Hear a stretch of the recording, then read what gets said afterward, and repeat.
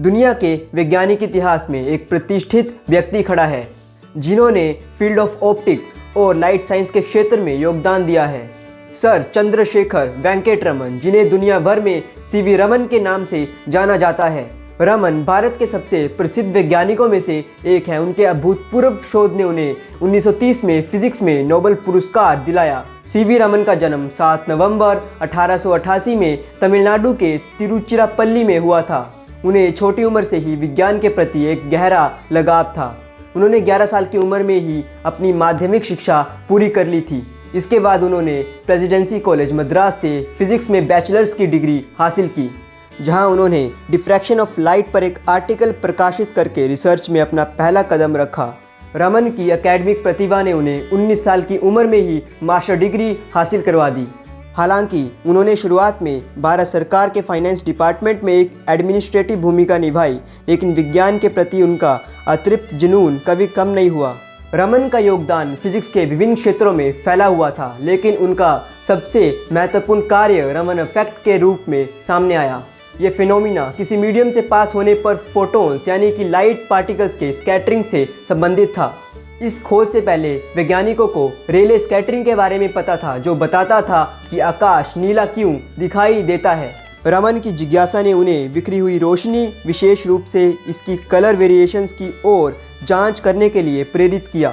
1928 में अपने सहयोगी के.एस. कृष्णन के साथ रमन ने देखा कि जब प्रकाश कुछ पदार्थों से होकर गुजरता है तो बिखरे हुए प्रकाश के एक अंश ने अपनी वेवलेंथ बदल दी।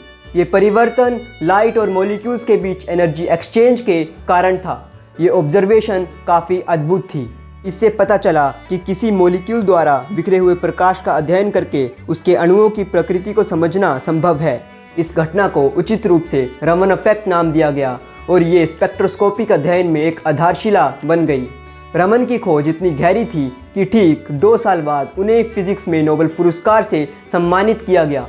ये उपलब्धि न केवल उनके व्यक्तिगत प्रतिभा का प्रमाण थी, बल्कि कॉलोनियलिज्म की बेड़ियों से उभर रहे देश की वैज्ञानिक क्षमताओं का भी प्रमाण थी।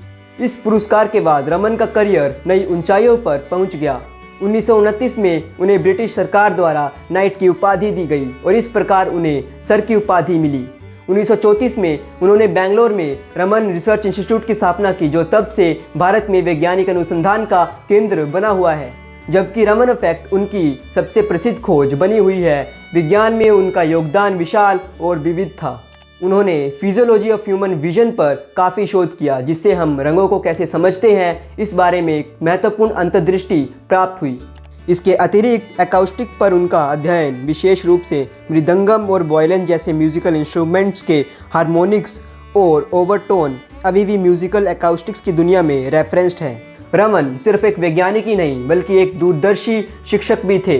युवा प्रतिभाओं को निखारने का उनका जुनून छात्रों के साथ उनकी बातचीत में स्पष्ट दिखता था। उनके कई शिष्य प्रसिद्ध वैज्ञानिक बने और भारत में वैज्ञानिक अनुसंधान के समृद्ध विरासत को आगे बढ़ाया। सीवी रमन की विरासत उनकी वैज्ञानिक उपलब्धियों से कई आगे तक फैली हुई है। वे दृढ़ता, जिज्ञासा और ज्ञान की निरंतर खोज का एक प्रतीक है। उनका जीवन इस तथ्य का प्रमाण है कि जुनून समर्पण के साथ मिलकर ऐसी खोजों को जन्म दे सकता है जो विज्ञान की दिशा बदल सकती है। आज भी रमन इफेक्ट चिकित्सा निदान से लेकर कला और ऐतिहासिक कलाकृतियों के अध्ययन तक विभिन्न क्षेत्रों में लागू होता है। उनकी खोज से प्राप्त रमन स्पेक्ट्रोस्कोपी विभिन्न वैज्ञानिक और इंडस्ट्रियल फील्ड्स में व्यापक रूप से उपयोग किए जाने वाला उपकरण है। उनके अपार योगदान का सम्मान करने के लिए भारत हर साल 28 फरवरी को राष्ट्रीय विज्ञान दिवस मनाता है, जिस दिन उन्होंने रमन इफेक्ट की खोज की थी।